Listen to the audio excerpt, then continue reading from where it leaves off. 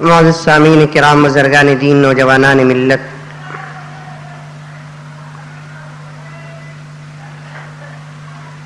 میں نے قرآن مجید کی 2 آیتیں اور نبی کریم حضرت محمد مصطفیٰ صلی اللہ علیہ وسلم کی ایک حدیث تلاوت کی، جس میں نبی کریم صلی اللہ علیہ وسلم سے محبت کرنے اور آپ سے عشق کرنے کا جہاں سبق ملتا ہے، وہیں اللہ کے رسول صلی اللہ علیہ وسلم کو تکلیف دینے کی سزا بھی بتائی ہے۔ عزیزان گرامی، چونکہ مہینہ ربیع الاول کا ہے، اس مہینے کی نسبت میرے اور آپ کے آقا حضرت محمد مصطفیٰ صلی اللہ علیہ وسلم سے ہے، اس لیے کہ یہی وہ مہینہ ہے جس میں کائنات کے سردار حضرت محمد مصطفیٰ صلی اللہ علیہ وسلم دنیا میں تشریف لائے۔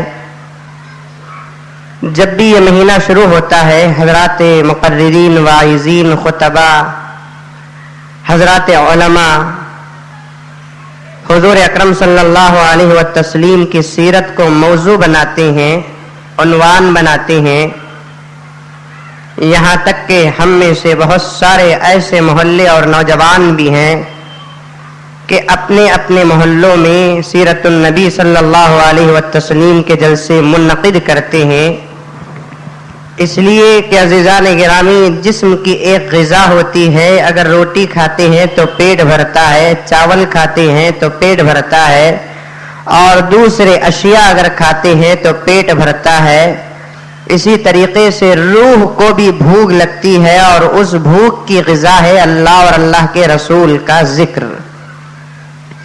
جب اللہ اور اللہ کے رسول کا بندہ اور غلام اللہ اور اس کے رسول کا ذکر کرتے ہیں تو روح کے اندر، ایمان کے اندر ایک تازگی پیدا ہوتی ہے اور اسے مزہ ملتا ہے، اور اس کے اندر ایک سرور پیدا ہوتا ہے، اور وہ یہی چاہتا ہے کہ میں ہمیشہ اپنی بھوک کو اللہ اور اللہ کے رسول کی ذکر سے مٹاتا رہوں۔ لیکن یاد رکھیں کہ یہ جسمانی جو پیٹ ہے ہمارا، 2-3 روٹیوں میں فل ہو جاتا ہے، 1 یا 2 پلیٹ میں ہمارا پیٹ بھر جاتا ہے، 1-2 گلاس پانی پی لیتے ہیں تو جی بھر جاتا ہے، لیکن ہمارے ایمان اور روح کا جو پیٹ ہوتا ہے، یہ ایسا پیٹ ہے کہ جتنا اللہ کا ذکر کرو گے اتنی ہی بھوک بڑھتی جائے گی، جتنا رسول اللہ کا ذکر کرو گے اتنی ہی بھوک بڑھتی جائے گی۔ اب اس کو میں بھوک نہیں بلکہ مزہ کہوں گا۔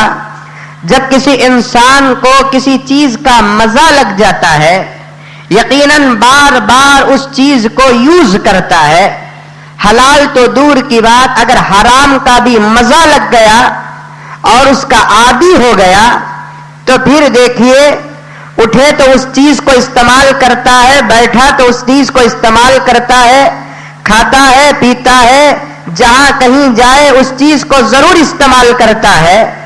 تو جب حرام چیز کا مزہ ایک انسان کو اور ایک مسلمان کو لگتا ہے تو کلمہ پڑھنے کے ناطے، اللہ اور اللہ کے رسول سے محبت کرنے کے ناطے، ایک مسلمان کو حلال کا مزہ لگنا 100% ضروری ہے۔ اگر کسی مسلمان کو حلال کا مزہ نہیں، سمجھ جاؤ کہ وہ مسلمان نہیں۔ مسلمان تو اسے کہتے ہیں جس کی زندگی میں نماز کا مزہ ہو، جس کی زندگی میں قرآن کا مزہ ہو، جس کی زندگی میں درود کا مزہ ہو، جس کی زندگی میں اچھے اور بہترین اخلاق کا مزہ ہو۔ میں بارہا یا میرے نوجوان بھائیوں سے یہی پوچھتا ہوں کہ میرے بھائی، اگر تو نعوذ باللہ شراب کا عادی ہوتا ہے تو شراب کا مزہ لگ گیا، بیڑی اور سگریٹ کا عادی ہوا تو بیڑی اور سگریٹ کا نشہ اور مزہ لگ گیا، آخر تیرے زبان میں کیوں اچھے اور ایمان اور قرآن، اللہ اور اللہ کے رسول کا مزہ نہیں چڑھتا؟ تیرے آنکھوں کو قرآن کی عادت کیوں نہیں پڑتی؟ تیرے زبان کو درود کی عادت کیوں نہیں پڑتی؟ تیرے کانوں میں تقریر کی عادت کیوں نہیں پڑتی؟ تیرے ہاتھ میں صدقہ خیر خیرات اور زکات کی عادت کیوں نہیں پڑتی؟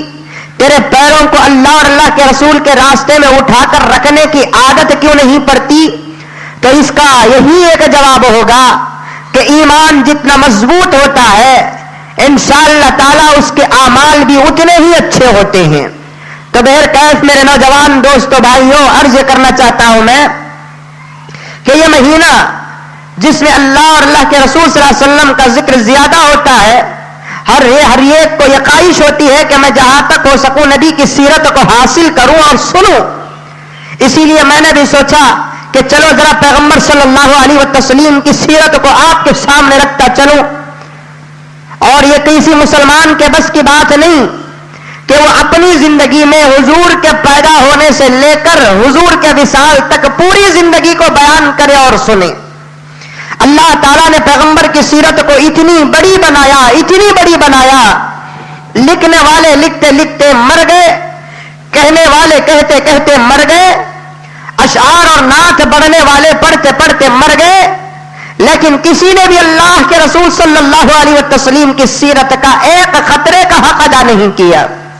آپ نے سنا ہوگا حضرات شعراء کرام جو شاعری کے عادی ہوتے ہیں، انہوں نے اپنے شعروں میں کیسی کیسی تعریف بیان کرتے ہیں، کبھی حضور کی تعریف، کبھی مدینے کی تعریف، کبھی حضور کے جانوروں کی تعریف، کبھی حضور کے پسینے کی تعریف، کبھی حضور کی خوبصورتی کی تعریف، کبھی مدینے کے آب و ہوا کی تعریف، کیسی کیسی تعریفیں کرتے ہیں۔ وہ حضور کی سیرت کو مکمل بیان کرنا نہیں چاہتے، بلکہ اپنے طرف سے محبت کا ایک ثبوت دینا چاہتے ہیں۔ اسی لیے کسی شاعر نے کہا لا يمكن الثناء كما كان حقه بعد خدا توئی قصہ مختصر۔ اے پیغمبر، آپ کی سیرت کا حق کیسے ادا کر سکتا ہے ایک انسان؟ لا يمكن، ممکن نہیں۔ لا يمكن الثناء كما كان حقه، آپ کی سیرت، آپ کی صورت، آپ کے دن اور رات، آپ کے خون اور پسینہ، آپ کے اجالے اور اندھیرے کی کوئی سیرت بیان نہیں کر سکتا۔ زیادہ سے زیادہ ہم اپنا حق ادا کرنا چاہتے ہیں تو اتنا کہہ سکتے ہیں کہ اللہ کے بعد اگر کسی کا مقام اور مرتبہ ہے تو پیغمبر وہ تمہارا مرتبہ ہے۔ بس ہمارے بس میں اتنی تعریف کر سکتے ہیں، ہم اتنا ہی کہہ سکتے ہیں، اس سے زیادہ ہمارے پاس نہ الفاظ، نہ ہمارے پاس زبانیں، نہ ہمارے پاس عقل، نہ ہمارے پاس آپ کی مکمل سیرت، نہ ہمارے پاس اتنی عمر ہے کہ آپ کے سامنے آپ کی پوری سیرت کو بیان کرے۔ کہاں کہاں بیان کریں گے؟ آپ کے اٹھنے کو، آپ کے بیٹھنے کو، آپ کے سونے کو، آپ کے جاگنے کو، آپ کے لباسوں کو، آپ کے گفتگو کو، میاں بیوی کے درمیان کے تعلقات کو، بچوں کے ساتھ پیغمبر کیسے رہا کرتے تھے، جوانوں کے ساتھ کیسے رہا کرتے تھے، غلاموں اور لونڈیوں کے ساتھ آپ کے سلوک کیسا تھا، بڑوں کے ساتھ آپ کیسے تھے، بادشاہوں کے ساتھ آپ کیسے تھے، غلاموں کے ساتھ آپ کیسے تھے، رات میں کیسے سوتے تھے اور دن میں کیسے جاگتے تھے، چلتے تھے تو اللہ کے رسول کیسے چلا کرتے تھے، کپڑے پہنتے تو کیسے پہنا کرتے تھے، آپ کو ہر سیرت ملے گی۔ اور مکمل بیان کرنے کی کسی کے پاس طاقت نہیں ہے، اس لیے کہ عمر اس کو ساتھ نہیں دیتی۔ بہرحال ہم بھی کوشش کریں کہ جہاں تک ہو سکے ایک وافر حصہ، زیادہ سے زیادہ حصہ پیغمبر صلی اللہ علیہ وسلم کی سیرت کا ہم حاصل کریں۔ عزیزان گرامی، یہی وہ مہینہ جس مہینے میں اللہ کے رسول صلی اللہ علیہ وسلم ایک قریے میں پیدا ہوئے، جس قریے کو، دیہات کو، گاؤں کو قرآن کہتا ہے کہ ام القری، تمام کھیروں کی ماں۔ کہتے ہیں کبھی ماں کو، کبھی شہر کو، کبھی جڑ کو، کبھی اصل کو۔ اللہ تبارک و تعالیٰ نے پیغمبر علیہ الصلوۃ والتسلیم کو ایک ایسے قریے میں پیدا کیا جس قریے میں انسانیت کیا نہیں معلوم، اخلاق کیا نہیں معلوم، بیوی کسے کہا جاتا ہے نہیں معلوم، ماں کسے کہا جاتا ہے نہیں معلوم، اولاد کا کیا مقام اور مرتبہ ہے نہیں معلوم۔ ایسی زمین پر اللہ تبارک و تعالیٰ نے پیغمبر علیہ الصلوۃ والتسلیم کو بھیجا۔ ایک نقطہ بیان کروں میں، جس وقت اللہ کے رسول صلی اللہ علیہ وسلم دنیا کے اندر تشریف لائے، دنیا کا حال اتنا خراب تھا، اتنا خراب تھا، شاید کہ نہ اس سے پہلے ویسا حال تھا نہ اس کے بعد ویسا حال رہا ہوگا۔ اچھی اور بڑی بڑی بیماریاں روحانی مکے کے اندر پائی جاتی تھی۔ آپ نے بارہا سنا، بچوں کو قتل کرنا ایک شیوا اور فیشن سمجھا جاتا تھا. موسیٰ علیہ السلام کا زمانہ جس زمانے میں لڑکوں کو دفن کیا جاتا تھا، میرے پیغمبر کا زمانہ اس سے خطرناک تھا جو لڑکیوں کو دفن کیا جاتا تھا. جو باپ اور جو مرد اپنے گھر کی بیٹی کو دفن کرتا تھا، پورے معاشرے میں اسے عزت کی نگاہوں سے دیکھا جاتا تھا، اسے عزت کی نگاہوں سے دیکھا جاتا تھا. ایک صحابی آئے اللہ کے رسول صلی اللہ علیہ وسلم کی خدمت میں، آ کر اللہ کے رسول صلی اللہ علیہ وسلم کے دربار میں عرض کرتے ہیں کہ یا رسول اللہ، میں مسلمان ہونا چاہتا ہوں، آپ کلمہ پڑھائیے. حضور اکرم صلی اللہ علیہ وسلم کلمہ پڑھاتے ہیں. اس کے بعد وہ صحابی کہتے ہیں کہ یا رسول اللہ، اسلام لانے سے پہلے میں نے بڑے بڑے بڑے گناہ کیے ہیں، کہ اللہ تعالیٰ میرے گناہوں کو معاف کر دے گا؟ اللہ کے رسول صلی اللہ علیہ وسلم نے فرمایا الاسلام یہدم ما کان قبلہ، اسلام پہلے کے تمام گناہوں کو ختم کر دیتا ہے، مٹا دیتا ہے، اب سے تمہاری ایک نئی زندگی ہے.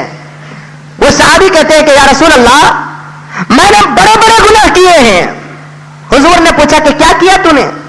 تو صحابی کہتے ہیں کہ یا رسول اللہ، میں شادی کیا، میری بیوی حاملہ ہوئی، اچانک بزنس کے سلسلے میں مجھے سفر کرنا پڑا. نکلتے نکلتے میں نے میری بیوی کو نصیحت کی کہ بیگم، تو حاملہ ہے، حمل سے ہے، پریگنینٹ ہے تو، میں جا کر کب آؤں گا پتہ نہیں، ہو سکتا ہے کہ 1 سال بھی ہو، 2 سال بھی ہو، 3 سال بھی ہو، پتہ نہیں، میرے آنے سے پہلے تیری ڈلیوری ہو جائے، زچگی ہو جائے، بیٹا پیدا ہو تو اچھی پرورش کرنا، تو اپنا دودھ پلانا، یہ میرے ہزاروں کے درہم و دینار ہے، اس بچے پر خرچ کرنا. بیگم اگر بیٹی پیدا ہو جائے، 1 لمحے کی تاخیر نہیں، فوراً جا کر اسے زندہ دفن کر دینا. یہ تھا مزاج پیغمبر کا، پیغمبر کے زمانے کا. اب چلے گئے، اتفاق ایسا ہوا کہ اس گھر کے اندر اللہ تبارک و تعالیٰ نے بیٹی ہی کو پیدا کیا، اور بیٹا بیٹی کے پیدا کرنے پر، پیدا ہونے پر سوائے اللہ کے کسی اور کی طاقت ہے ہی نہیں. اللہ تبارک و تعالیٰ جسے چاہے اسے دیتا ہے. قرآن کھول کے پڑھ میرے نوجوان بھائی، جاہل کب تک رہے گا تو، اندھا کب تک رہے گا تو، گونگا کب تک رہے گا تو، گورا کب تک رہے گا تو، لنگڑی اور لولی زندگی کب تک کرے گا تو. قرآن اٹھا کر پڑھ کے قرآن کہتا ہے کہ اولاد کے بنانے پر میرے علاوہ کوئی اور شریک نہیں ہے. یہب لمن یشاء اناثا ویہب لمن یشاء الذکورا ویجعل من یشاء عقیما. اللہ فرماتا ہے میں جسے چاہے اسے بیٹے ہی بیٹے دیتا ہوں، میں جسے چاہتا ہوں بیٹیاں ہی بیٹیاں دیتا ہوں. اگر مجھے مرضی نہیں تو میں شادی ہونے کے بعد ان میاں بیوی کو کنگال بنا کر رکھ دیتا ہوں. میری مرضی. میں جانتا ہوں کہ فیوچر میں کیا ہونے والا ہے، مستقبل میں کیا ہونے والا ہے. تمہارے فائدے کے لیے بیٹا صحیح ہے یا بیٹی صحیح ہے جانتا ہے اللہ تبارک و تعالیٰ. خود پیدا کرنے والے ماں باپ نہیں جانتے.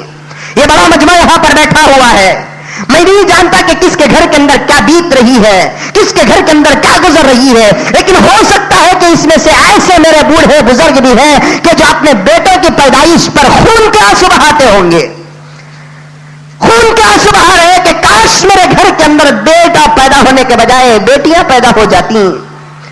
خون کے آنسو بہاتے ہوں گے. کیوں؟ کہ بیٹا ہی آج کے زمانے میں وفاداری میں، بے وفائی میں سب سے اہم رول ادا کرتا ہے. ماں کو سر کا درد دبانے کے لیے بیٹی آتی ہے، بیٹا نہیں آتا. باپ کو پیر کا درد دبانے کے لیے بیٹی آتی ہے، بیٹا نہیں آتا.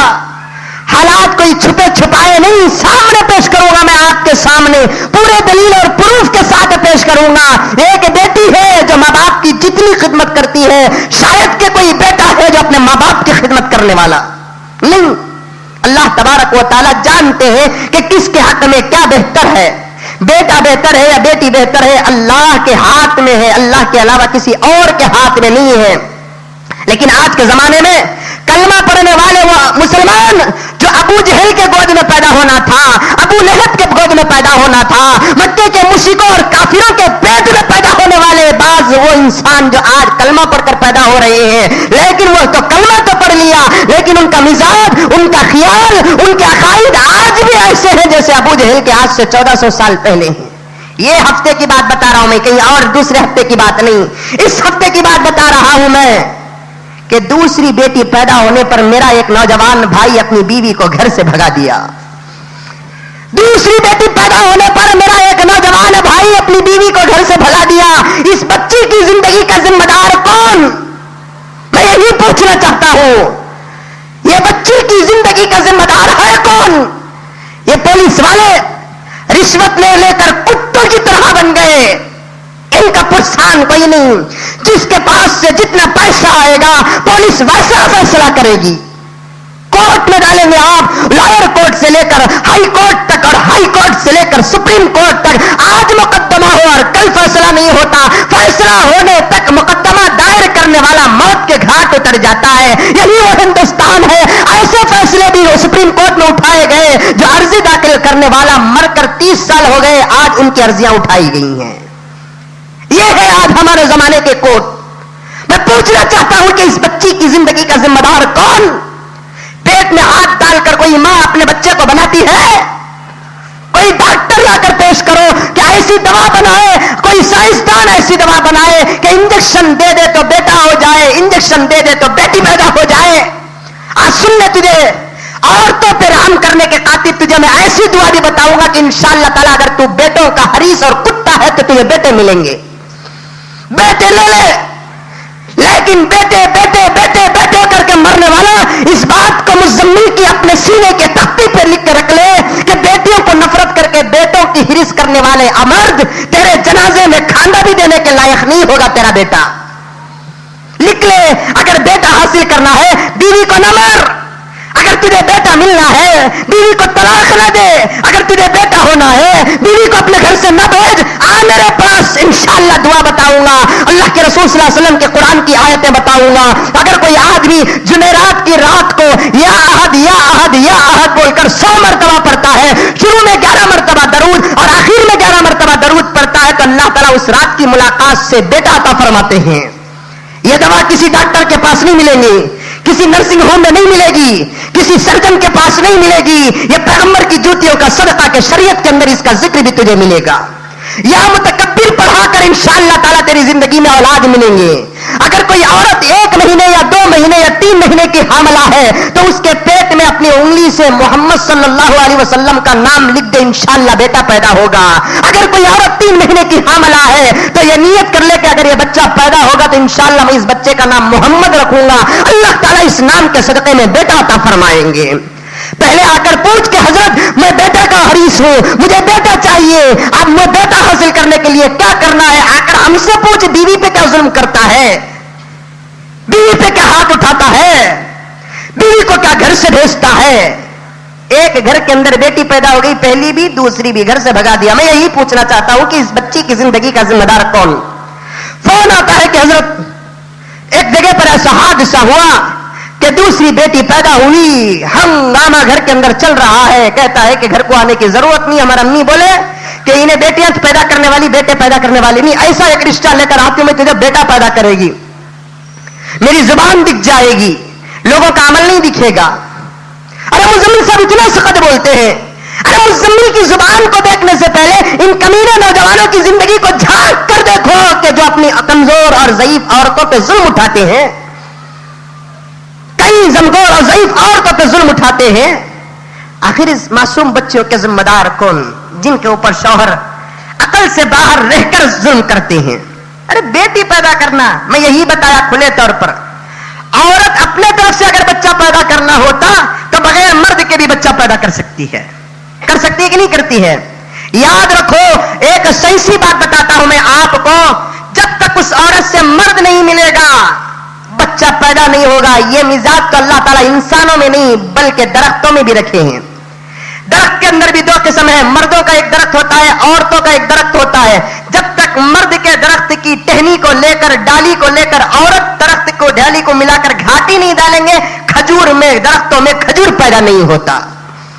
اللہ تعالیٰ نے کائنات کے اندر یہ نظام پیدا کر دیا ہے کہ پیدا کرنے کی صلاحیت اللہ تبارک و تعالیٰ مردوں کے پاس دے رکھا ہے. تجھے بیٹے پیدا کرنے کی خواہش ہے تو تو مٹیریل ایسا ڈال کے بیٹے پیدا ہو جائے. جب تیرے پاس طاقت نہیں ہے تو बेवकूफ मुसलमान के औरत पे जुल्म करता क्या।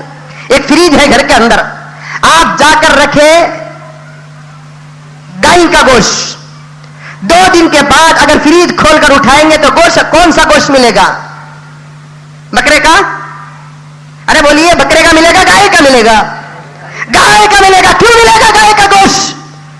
फ्रिज में रखे हैं, एसी में रखे हैं, ठंडी हवा में रखे हैं, पर पैसा खर्च करके करंट दे रहे हैं, और 2 दिन का वक्त निकल गया, 2 दिन के बाद आप निकालते हैं तो वो जो गाय का गोश्त रखे फ्रिज में वही निकलेगा। तो अकल जरा चला कर देख, फ्रिज पर जो चीज तू रखता है वही निकलेगी, तो इसी तरीके से औरत के पेट में जो चीज तू रखता है वही तुझे वापस देती है।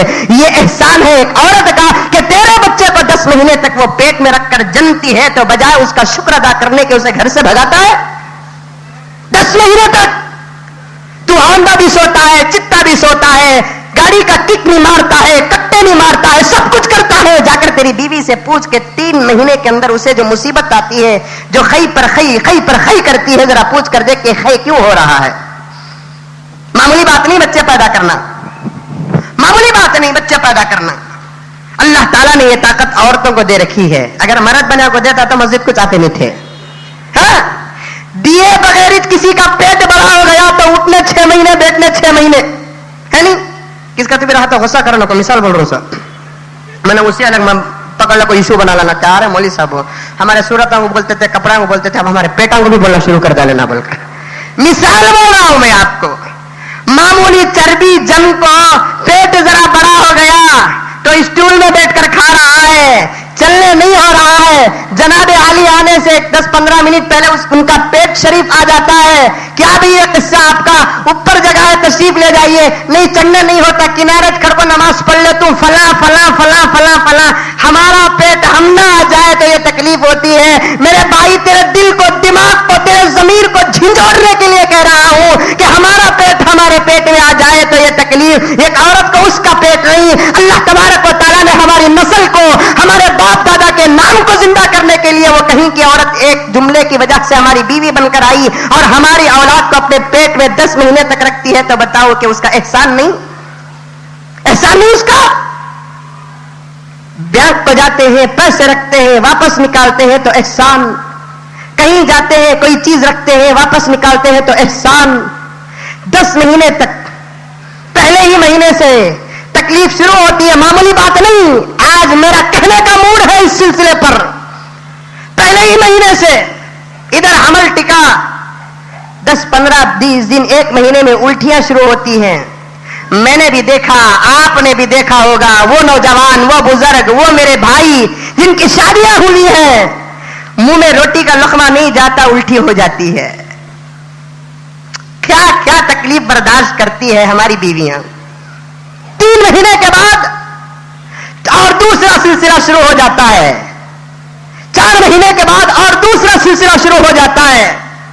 जब 7 महीने गुजर जाते हैं तो अल्लाह के रसूल ने फरमाया कि उसके उम्र की दराजी की दुआ करो, इसलिए कि डिलीवरी का जब वक्त होता है तो वो अपनी जिंदगी और मौत के बीच में लटकती रहती है, इस तरह जैसे कोई बिल्ली दीवार पर खड़ी है, या तो इधर कूदेगी या तो उधर कूदेगी।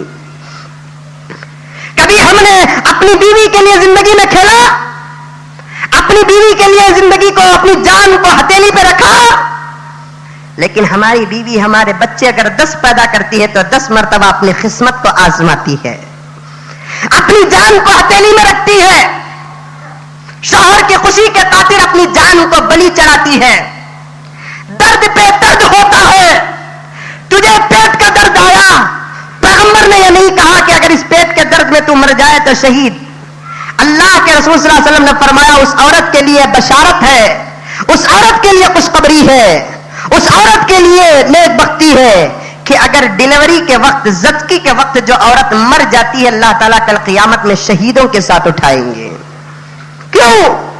क्यों शहीदों के साथ इस औरत को अल्लाह के रसूल सल्लल्लाहु अलैहि वसल्लम ने तशबीह दी?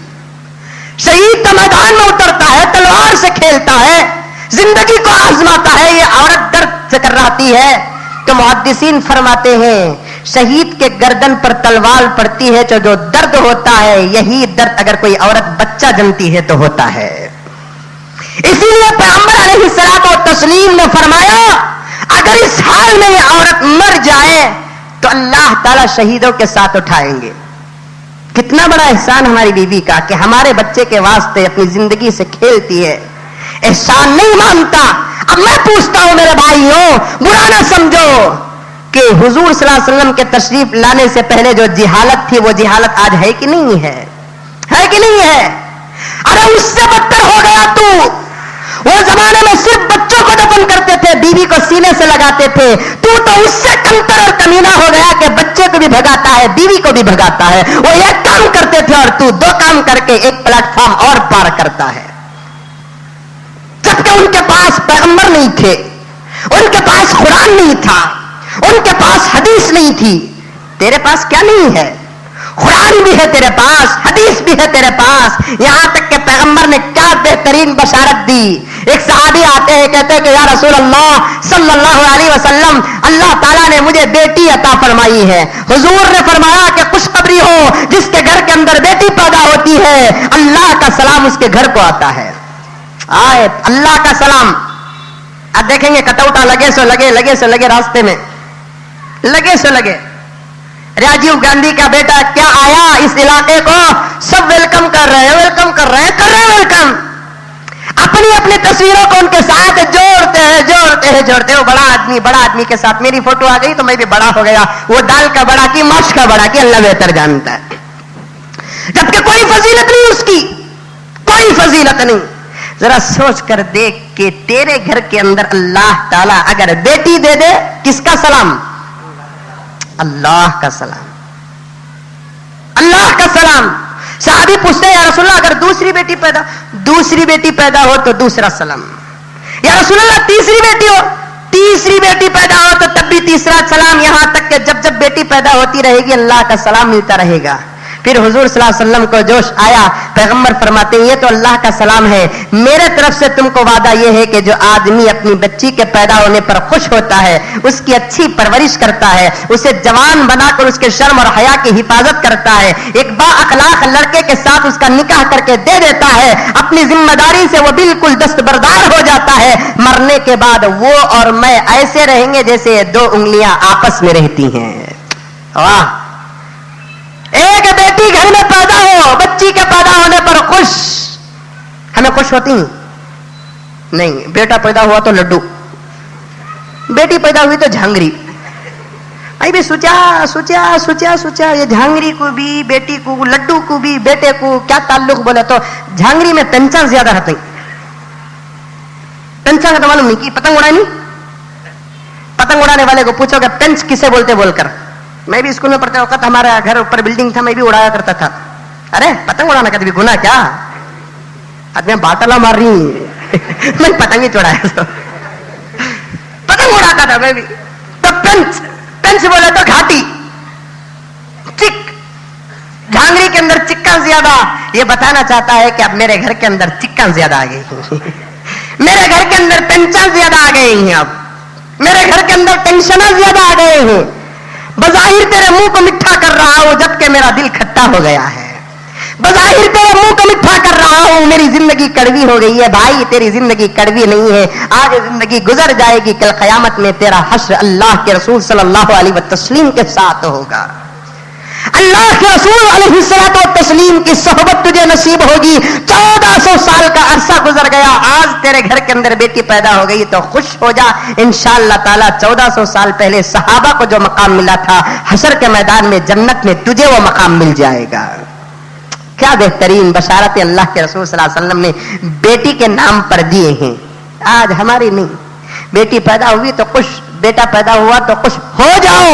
अल्लाह तबारक व तआला मुसब्बिबुल असबाब है, पालने वाले अल्लाह तबारक व तआला है। कुरान में 2-2, 3-3 जगह अल्लाह तबारक व तआला ने फरमाया अपनी औलाद को कत्ल न करो, रिस्क देने वाले हम हैं, तुमको भी देंगे, तुम्हारी औलाद को भी देंगे, तुम्हारे आने वाले परिवार को देंगे। हम जानवरों को देते हैं, हवा में उड़ने वाले परिंदों को देते हैं, पानी में जिंदगी बसर करने वाले मछलियों को देते हैं, जिनको रेंगना नहीं आता। कितने ऐसे जानवर हैं जिनको आंखें अल्लाह तबारक व तआला ने नहीं दी, उनको रिस्क देते हैं। तुम तो मेरे पैगंबर के गुलाम हैं, क्या मैं तुमको भूखा रख दूंगा दुनिया के अंदर?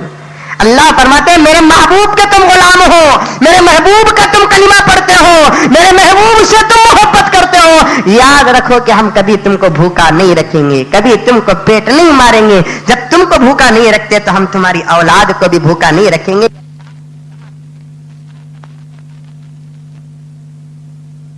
और बीवी को भी बेच दिए। अब इस बच्ची का जिम्मेदार कौन?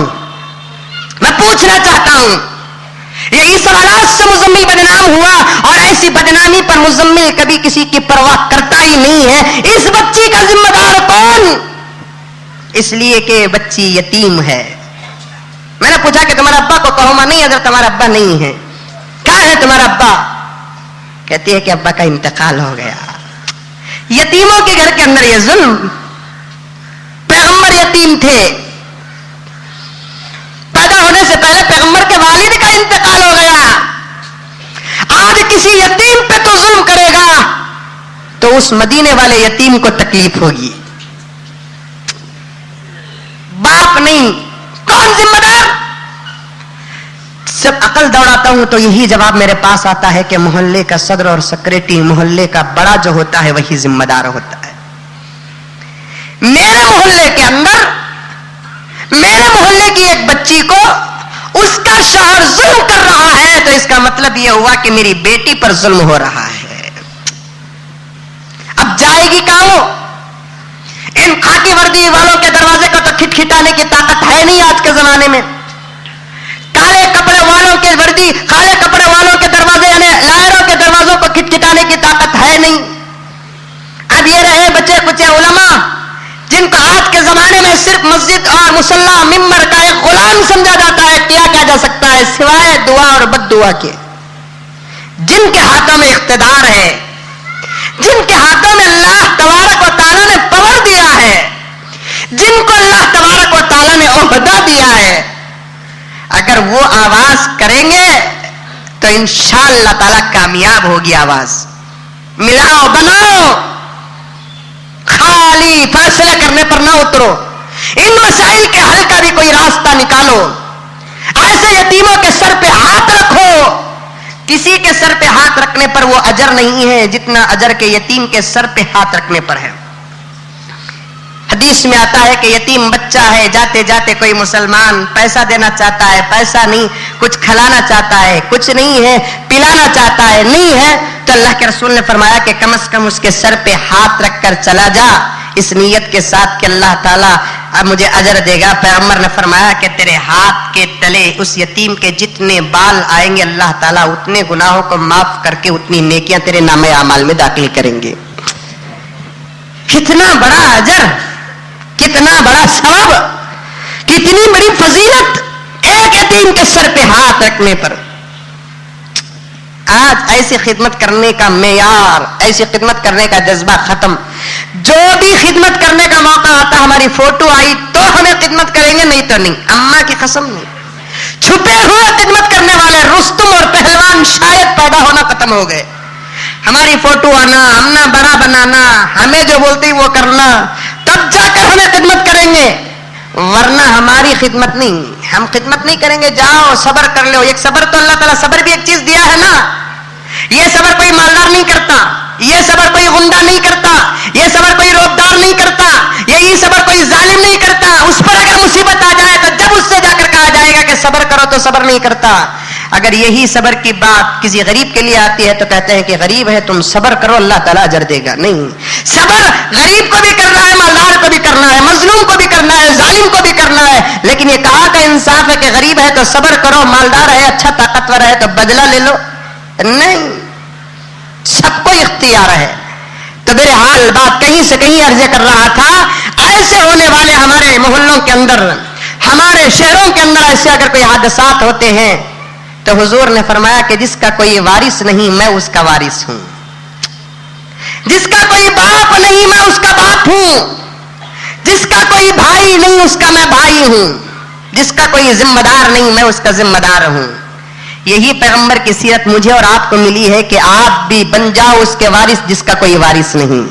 आप भी बन जाओ उसके भाई जिसका कोई भाई नहीं, आप भी बन जाओ उसके जिम्मेदार जिसका कोई जिम्मेदार नहीं, ताकि गरीब कहे कि तेरे घर में तो 4 आदमी तेरे जिम्मेदार हैं, मेरे मोहल्ले में पूरे मोहल्ले के नौजवान मेरे जिम्मेदार हैं। अपने शौहर को वो हक बात इतने डंके की चोट में कह सके कि याद रखो मैं तुम्हारी सवारी नहीं, मैं तुम्हारी ऑटो नहीं, मैं तुम्हारी गाड़ी नहीं कि जैसे चाहे वैसे इस्तेमाल करे। अगर मेरे ऊपर एक हाथ भी पड़ेगा तो पूरे मोहल्ले के हाथ तुम्हारे ऊपर पड़ जाएंगे। ऐसा एक मेयार, ऐसी एक कमेटी, ऐसा एक दस्तूर जमा करके रखो ताकि हम गरीबों का सहारा बन जाए, हम यतीमों का सहारा बन जाए, बेवाओं का सहारा बन जाए, मजलूमों का सहारा बन जाए। वो सहाबी आकर कहते हैं कि या रसूल अल्लाह, मैंने कहा कि अगर बेटा पैदा हो तो अच्छे तरीके से परवरिश करना, अगर बेटी पैदा हो दूसरे लम्हे पर दफन कर देना। याद रखना कि बेटी को एक लम्हे के लिए जिंदा नहीं छोड़ना। उस जमाने में 3 वजहों से अपनी औलाद को दफन करते थे। एक, खानदानी शराफत की वजह से, मेरे बाप दादा बच्चियों को दफन करें इसलिए मैं भी दफन करता हूं। दूसरी वजह यह है कि ये बच्चियां को कौन पालेगा, नहीं, इसलिए दफन करते थे। तीसरी वजह क्या कि ये बच्ची अगर बड़ी हो गई, खुदा ना खास्ता अगर कोई गलत काम कर दी तो पूरा खानदान बदनाम हो जाता, ये डर कर भी दफन कर देते। कितने वजह? 3 वजहों से। आई बात समझ में? मैं उस जमाने को भी इस जमाने को कंपेयर करता जा रहा हूं। मैं, मेरा मौजू, मेरा उन्वान बहुत लंबा चौड़ा है। वो जमाने में 3 वजहों से दफन करते थे। क्या? एक, खानदानी इज्जत की वजह से बाप दादा करते थे, मैं भी करूं। दूसरा क्या कि रिस्क की तंगी, बेटा होगा, बड़ा होगा, कमाएगा, मुझे भी पालेगा, खुद भी पालेगा, ये बेटी कमाने के काबिल नहीं है इसलिए इसे दफन कर दो।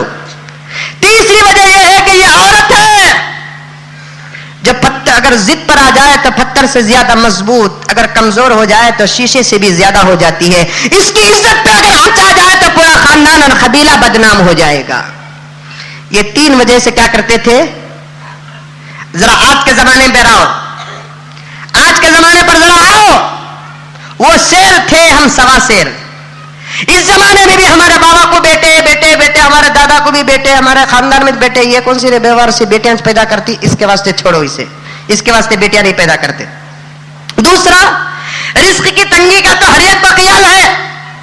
क्या हजरत कितना कमाना, मिल 300 रोजाना, 300 400 500 रुपए, इसमें 4 5 5 को कैसा पालना हजरत? क्या कि इन्हें घर का खुदा है, इसे नहीं मालूम कि इसे जो दे रहा है रिस्क अल्लाह ताला दे रहा है।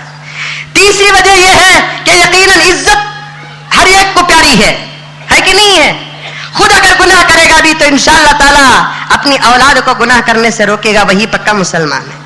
चौथी वजह, आज के जमाने में बेटियों के पैदा होने से खतरा यह है कि चलो बेटी पैदा हुई, हमें पाले, मोहब्बत करे। मौलाना बोले मोहब्बत करो, बेटी से मोहब्बत कर रहे हैं, अच्छे कपड़े पहना रहे हैं, अच्छा खाना खिला रहे हैं, अच्छी स्कूल में पढ़ा रहे हैं, उन्हें जो बोली वो लेकर दे रहे हैं। कितना ही बेटी हमारे घर के अंदर लाड़ और प्यार से रहे, 17-18 साल सिर्फ हमारी अमानत है, उसके बाद वो जिसकी है उसे वापस तो करना पड़ेगा हमको, है नहीं? 17, 18, 19, 20, 25 साल तक की हमारे पास रहेगी, वो है हमारे गोद से पैदा होने वाली, लेकिन किसी और की अमानत है, इसलिए 20 साल के बाद उसे किसी और के हवाले करना है, अमानतदार के अमानत को अदा करना है। तो अब सोचता आज के जमाने का मुसलमान के भाई न रहे बांस न बजे बांसुरी। 20 साल के बाद इसकी शादी का जब वक्त आएगा तो यहाँ 2 मुसीबतें आएंगी। एक मुसीबत के आकर करने वाला जो बेगैरत मुसलमान है उन्हें कुत्ते के गू पर मर मिटेगा, है नहीं? 20 साल के बाद आज 1 किलो चावल 18-19 रुपए है, 20 साल के बाद 50 रुपए हो जाएगा, और 50 रुपए वाले 2 रुपए वो 500 आदमी की दावत अगर पूछेगा तो मैं कहां से लाऊं? आज सोना 1000-150 रुपए है, 50-20 साल के बाद वही सोना 2500 रुपए या 3000 रुपए सोरन हो जाएगा। आज अगर डिमांड करता है तो 15-20 सोरन की, उस जमाने में 15-20 सोरन की अगर डिमांड करेगा तो लाऊंगा कहां से? ये सब कैलकुलेशन डालता है। तो पहली वजह आने वाले दामाद के भीख मांगने के खौफ से बच्चों को कंट्रोल करना पड़ता है। दूसरी वजह यह है कि अगर दामाद आ भी जाए, शादी हो भी जाए, तो उसके बाद मैं तो मेरी बच्ची को हटकर खड़ा नहीं बोलता, लेकिन मेरा दामाद मारने लगेगा तो मैं बर्दाश्त नहीं करूंगा, इसलिए बेटी नहीं होना उसके हाथ से खत्म कर देते हैं। उस जमाने में 4 वजह थी, उस जमाने में 3 वजह थी, इस जमाने में 4 वजह। कौन बदतर? जरा अपने سینے پہ جھانک کر دیکھو, اپنے چہرے کو آئینے کے سامنے پیش کر دیکھو کہ اس زمانے میں 3 وجوہات تھے, 3 سبب تھے بچوں کو, لڑکیوں کو دفن کرنے کے, اور آج اس زمانے میں 4 سبب ہے. کیا حضرت 4 سبب تو اپنی جگہ پر ہی, ہمیں کہاں حضرت دفنا نہیں, میسور روڈ میں دفنا ہے کیا, ہم لگا ٹانی روڈ میں دفنا ہے کیا, کنگری کے قبرستان میں دفنا ہے کیا, قدس صاحب کا دفنا ہے کیا. یہ بھی اگر کہوں گا تو شاید آپ لوگوں کو تعجب ہوگا, ان مشرکوں سے ہم آج کے زمانے میں بدتر ہو گئے. وہ زمانے میں تو پیدا ہونے کے بعد کم سے کم 10 مہینے تو ماں کے پیٹ میں جینے دیتے تھے, ہم تو 10 دن بھی جینے نہیں دیتے, گولیاں اور انجیکشن کھا کر ختم کر دیتے ہیں. اس زمانے میں تو کم از کم 10 مہینے تو جینے دیتے تھے ماں کے پیٹ میں سے ہی, نکل کر آنے کے بعد 3 دن 4 دن 1 مہینہ 2 مہینہ تو کم از کم دفن کرنے کے انتظام ہونے تک تو بچی کو جینے دیتے تھے, ماں کے سینے سے لگنے دیتے تھے, چند قطرے ماں کا دودھ پینے کا موقع دیتے تھے. ہم اس سے بھی بدتر ہو گئے کہ ابھی 10 دن نہیں گزرتے کہ لاؤ گولی کھاؤ, لاؤ انجیکشن کھاؤ, یعنی تو اس سے پہلے جو کرنا ہے وہ کر لیتے ہیں. اشارہ دے دیتا ہوں, سمجھ لیجیے. حضرت فقہا فرماتے ہیں اللہ کے رسول صلی اللہ علیہ وسلم نے بچے کو ماں کے پیٹ ہی کے اندر ختم کرنے کا مطلب یہ ہوا کہ یہ پوشیدہ دفن کرنا ہے. حدیث میں آتا ہے پوشیدہ دفن کرنا کسے کہتے ہیں, جو مرد اپنی اولاد کو ماں کے پیٹ ہی کے اندر ختم کر دیتا ہے. اسی لیے فقہا فرماتے ہیں اگر ماں کے پیٹ میں بچہ 4 مہینے رہ گیا, یعنی 120 دن رہ گیا, لاکھ مصیبت آئے اس بچے کو مارا نہیں جائے گا, سوائے جان کے خطرے کے کہ پورے ڈاکٹر مل کر یہ کہہ دے کہ اگر اس بچے کو نہیں نکالیں گے تو اس بچے کی ماں کی جان کو نقصان پہنچے گا, تو اس صورت میں اس بچے کو پھاڑ کر یا آپریشن کے ذریعے سے یا دواؤں کے ذریعے سے گھلا کر نکال سکتے ہیں, وہ بھی ضرورت کے تحت میں. ورنہ غفلت سے اگر 4 مہینے گزر گئے تو 4 مہینے کے بعد دوسری کسی وجہ سے اگر کوئی آدمی عورت کے پیٹ سے بچہ نکالتا ہے تو نکالنے والا بھی گنہگار, نکالنے کا حکم دینے والا بھی گنہگار, ماں بھی گنہگار, اور اس مشورے میں جتنے لوگ رہیں گے سب کے سب گنہگار. یہاں تک کہ مشورے میں ایک آدمی کھڑا ہے, نکالو بھی نہیں بولا, نک کو نکالو بھی نہیں بولا, تو وہ بھی اگر خاموش رہتا ہے تو وہ بھی گنہگار ہو جاتا ہے. اللہ حفاظت فرمائے. تو بہرحال اس زمانے میں کتنے وجہ, 3 وجہ, اس زمانے میں کتنے وجہ, 4 وجہ. آخری جو وجہ پائی جاتی ہے آج کے زمانے میں سب سے خطرناک وجہ کیا وجہ, ہم جیسے نوجوان جا کر, ایک فقیر آتا ہے کہتا ہے کہ بابا اللہ کے نام پہ 1 روٹی دے دے, صبح سے بھوکا ہوں, ایسا نہ پوچھتا. اور ایک فقیر ایسا آتا ہے جے 500 دنیا کی دعوت دے دو, 2 دن سے ہم بھوکے ہیں. ذرا فرق, انہیں عاجزی میں پوچھتا ہے یا باپ کا لال ماں کا لال, ذرا آواز کو سخت کر کے پوچھتا ہے. فقیر تو فقیر ہی ہے, کان ایسے پکڑو کیا پکڑے, کان ایسے پکڑو کیا پکڑے. عاجزی سے پوچھو فقیر, سختی سے پوچھو فقیر, کیا بھی نکو. بعض ایسے نوجوانوں کو میں نے دیکھا کہ جماعت میں جاتے ہیں, داڑیاں چھوڑے ہوئے ہیں, اچھے خاندان کے ہیں, شریف ہیں, اچھے اچھے علماء سے محبت کرتے ہیں, ہمیشہ دیکھو دین کی, دنیا کی, بہشتی زیور کی, فضائل اعمال کی بات کرتے ہیں. ذرا ولیوں سے ماننے والے نوجوان مسلمان بھائیوں سے دیکھو, ہمیشہ دیکھو ولیوں کی سیرت ہی سیرت ہوتی ہے, سلا پلا ہوتی ہے. جب شادی کا موقع آتا ہے فضائل اعمال بھی چلے جاتی ہے, بہشتی زیور بھی چلے جاتی ہے, ولیوں کی مزار بھی چلے جاتی ہے, سب چلے جاتی ہے. وہاں اگر آتی ہے تو ماں باپ کی خواہش آ جاتی ہے. کہاں گئے تمہارے چلے, کہاں گئے تمہارے 3 دن کے اللہ کے راستے, کہاں گئے تمہارے چہروں کی داڑیوں کی سنتوں کا اثر, کہاں گئے تمہارے علماء کی محبت. کیا بھی نکو دعوت ایک دے ڈالو, مانگنا کہ تو دوسری چیز مانگ رہے بابا, دعوت ہی مانگتا سو. تھو تھو تھوکے تو ہمارا تھوک ناپاک ہو جائے گا. مرد ہے کما کر کھلانا ہے. اللہ کے رسول نے فرمایا کہ الید العلیٰ خیر من الید السفلیٰ, کے اوپر کا ہاتھ بہتر ہے نیچے کے ہاتھ سے.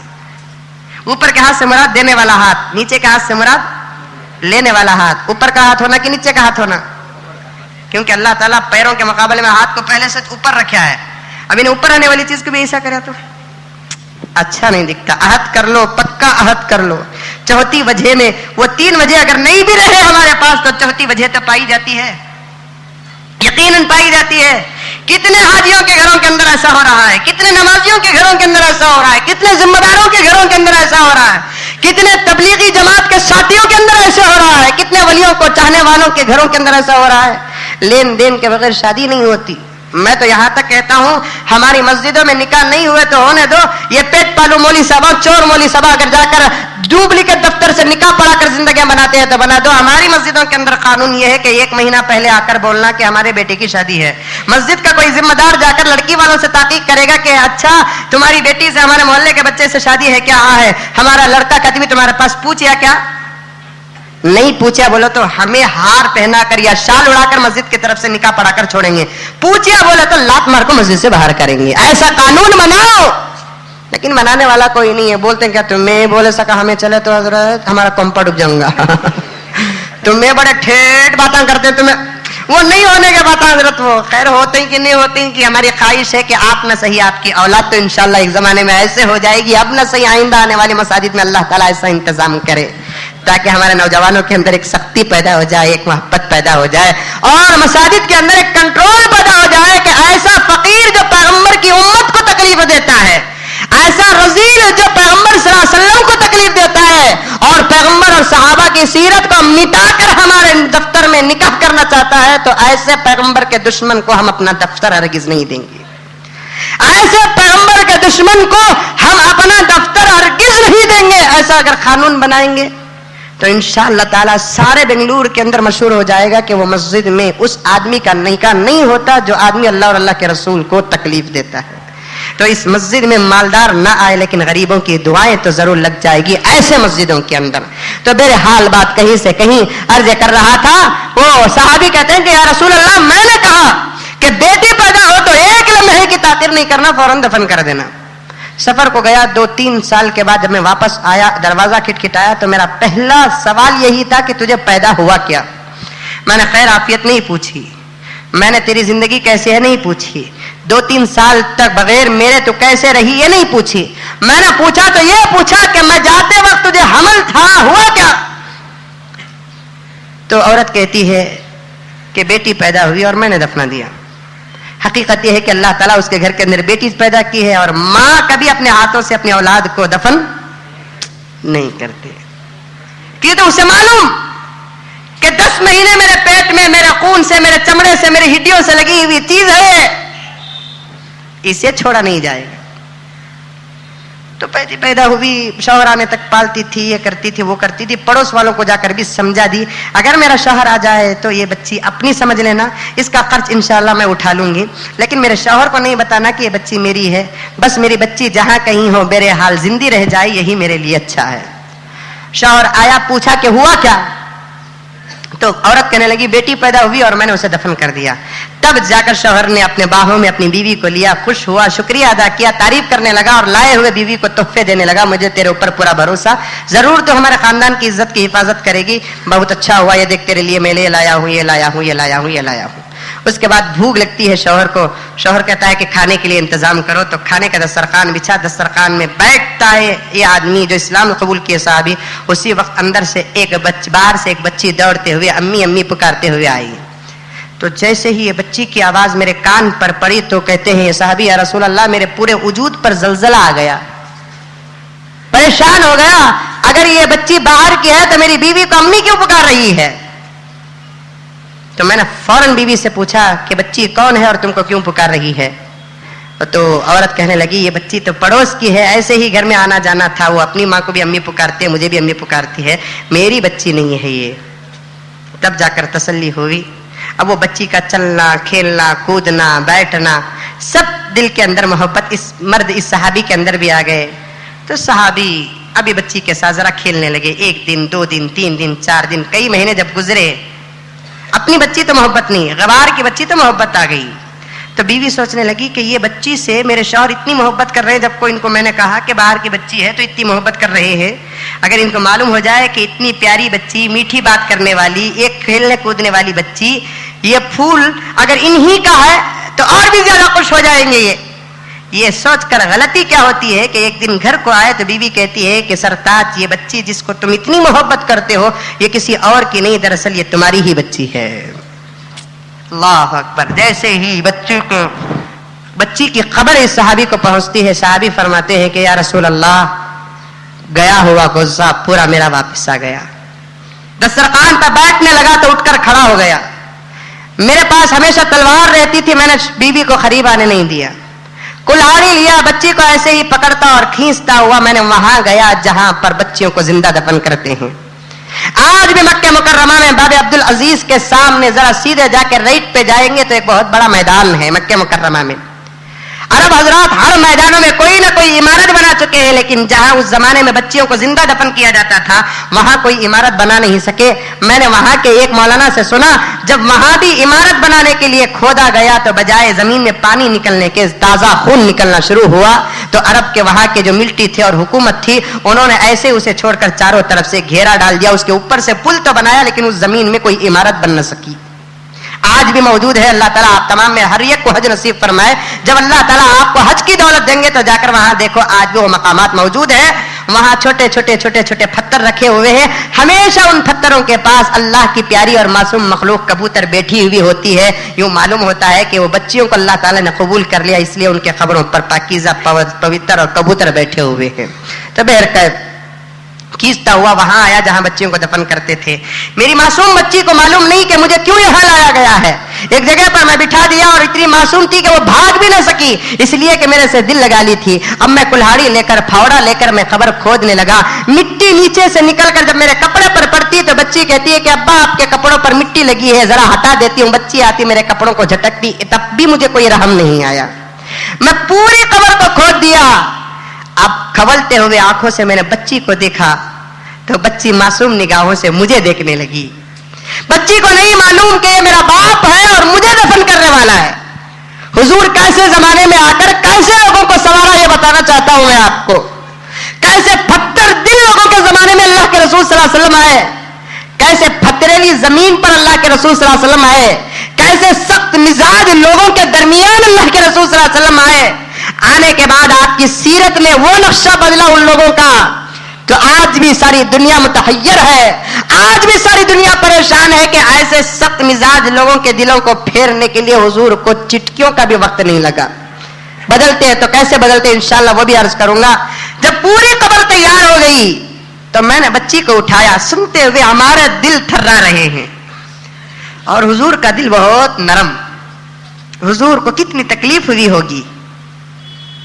किसी की बच्ची किसी और जमाने की, आज भी हम किताब उठाकर ये वाकया पढ़ते हैं, दिल ये चाहता है कि अगर ऐसे लोग हमारे जमाने में होते तो हम यकीनन 4 टुकड़े करके 4 तरफ फेंक देते। बच्ची को उठाते हैं जिंदा, वो भी पहले मार देते, कोई रग काट देते, जहर पिला देते, बच्ची मर जाती, बाद में दफन करते।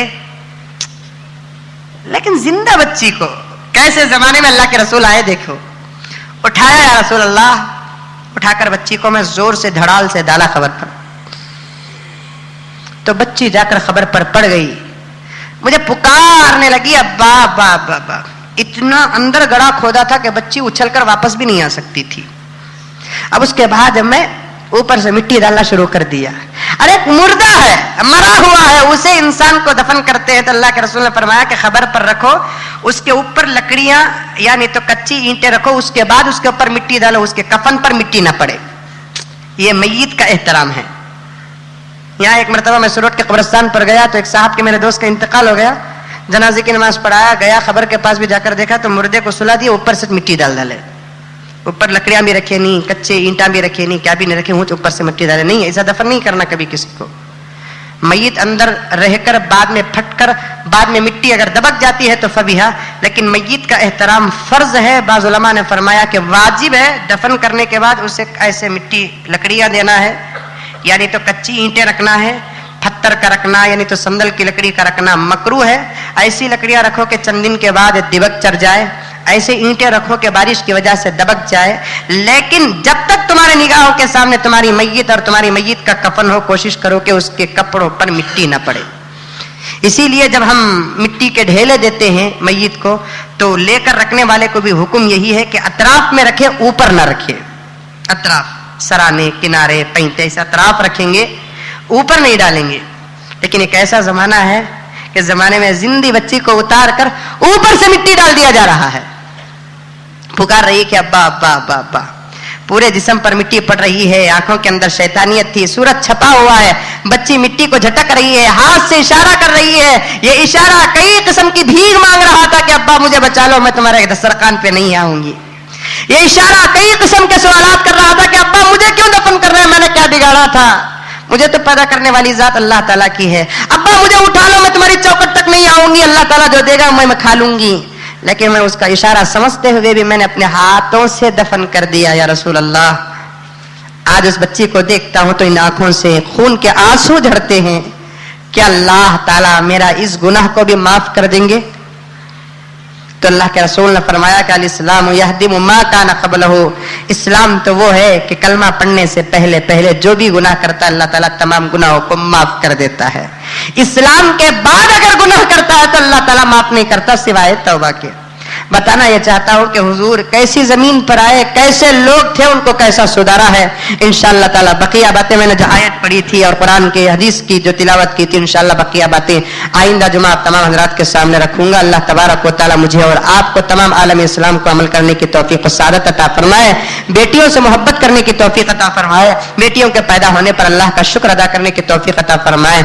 आखिर में हस्ब मामूल हमारी मस्जिद के चंदे के मुताल्लिक यकीनन अल्लाह तबारक व तआला आप तमाम के उम्रों में बरकत अता फरमाए, जज़ाए खैर अता फरमाए। सबसे पहली बात तो यह है कि गुज़िश्ता जुमा जो 12 रबीउल अव्वल था, हुजूर अकरम सल्लल्लाहु अलैहि वसल्लम की मोहब्बत का वास्ता था, तारीख बन गई हमारे मस्जिद उमर फारूक की और यहाँ के मुसल्लियों की, आप नौजवानों की, आप बुजुर्गों की। इतना भरोसा अल्हम्दुलिल्लाह आज भी आया। आज भी थोड़ी देर पहले भी यही बात हमारे सामने आई है कि बड़े लोगों से वो काम नहीं होता जो इत्तेहाद के साथ मजमा अगर मस्जिद को आ जाता है। गुज़िश्ता जुमा तो आपने अच्छों का रिकॉर्ड तोड़ दिया। ये ना समझो कि खाली क्रिकेट में तेंदुलकर के रिकॉर्ड तोड़ रही गिर रही, ऐसा नहीं है। आपका रिकॉर्ड भी कुछ अल्लाह तबारक व तआला की तख्ती में महफूज होता जा रहा है। शायद कि इसके बाद का कोई जनरेशन रिकॉर्ड को तोड़े, लेकिन उम्मीद ये है कि तोड़ने वाले तो जरूर पैदा हो जाएंगे। दूसरा तोड़ने से पहले पहले खुद आप अपना रिकॉर्ड तोड़कर एक नया रिकॉर्ड बना लीजिए। अल्लाह तबारक व तआला आपके एक एक पैसे को अजर जजील अता फरमाए। जब मस्जिद का वास्ता आया, 12 रबीउल अव्वल का वास्ता आया, पैगंबर की विलादत का वास्ता आया, न मालूम कि कितने बुजुर्ग नौजवान बच्चे कितनी अकीदत और मोहब्बत के साथ डाले होंगे। उनके जेब से उठाकर जो पैसे निकले और जो डाले हैं, हमारी मस्जिद के जिम्मेदार भी बहुत मशकूर हैं, बहुत खुश भी हुए।